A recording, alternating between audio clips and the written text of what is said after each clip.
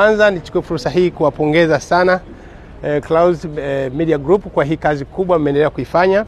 Mnafahamu kwamba mwaka jana tulipitisha sera mpya ya biashara toleo la mwaka 2023 ambapo hii sasa inachagiza swala zima la kuona jinsi gani kama nchi yetu tutasonga mbele katika upande wa biashara, lakini kuishirikisha sekta binafsi.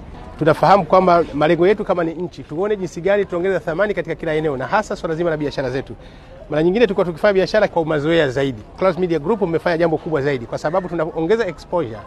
Wakati mwingine tunapata bidhaa zinakuja hapa, lakini watu wakiona wapi bidhaa zinatoka na jinsi gani tunafanya biashara. Sasa hivi kuna ulimwengu wa kidijitali, inasaidia sana kwa kiwango kikubwa sana. Lakini hii inafungua wigo mpana ambao serikali sasa inakusudia katika mambo mbalimbali. Kwanza, tunataka watu wafanye biashara kwa unadhifu na kwa weledi hali ya juu.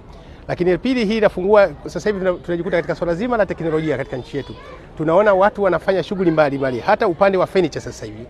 Watu watengeneza furniture, lakini wakati mwingine ukifanya comparison na furniture kutoka nje unasema nje ni nzuri zaidi. Kumbe tatizo kubwa ni finishing. Kwa hiyo hii ni miongoni mwa jambo ambalo kubwa tunaitarajia sasa huko mbele ya safari. Vile vile kuwa na magrupu mengine ya vijana ambao wanafanya shughuli mbalimbali, kupeleka nje ili waweze kuona jinsi gani kitu utakiweza kufanya beautification zaidi kwa lengo la kuona kwamba swala tunapata swala la soko. Katika nchi zinazoendelea zaidi ya shughuli mbalimbali ujasiriamali inachukua karibu 90%. Kati ya hivyo pato la taifa linatengenezwa zaidi ya 40%. Kwa hiyo unaona kwamba jinsi gani shughuli za ujasiriamali zina thamani kubwa sana katika mchango wa taifa, lakini swala zima la ajira. Binafsi naomba niwapongeze wote mlioondoka, karibuni sana nyumbani.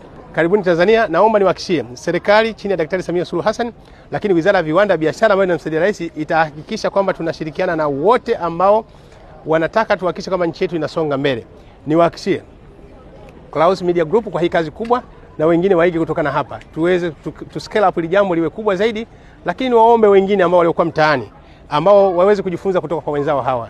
Jinsi gani wanaweza kutransform sekta ya biashara na mwisho wa siku kutengeneza uchumi wa nchi yetu. Huu ni mwanzo tu, ni mwaka wa kwanza tumekwenda na sasa hivi imekuwa ni beyond wanawake. Sasa hivi imekuwa ni kila mtu anayemzunguka mwanamke. Kwa hiyo ndio maana hata kuna mabalkia nguvu ambao tulikwenda nao kwenda kusupport pia hata wao kuweza kufungua wigo wa namna ya kufanya biashara.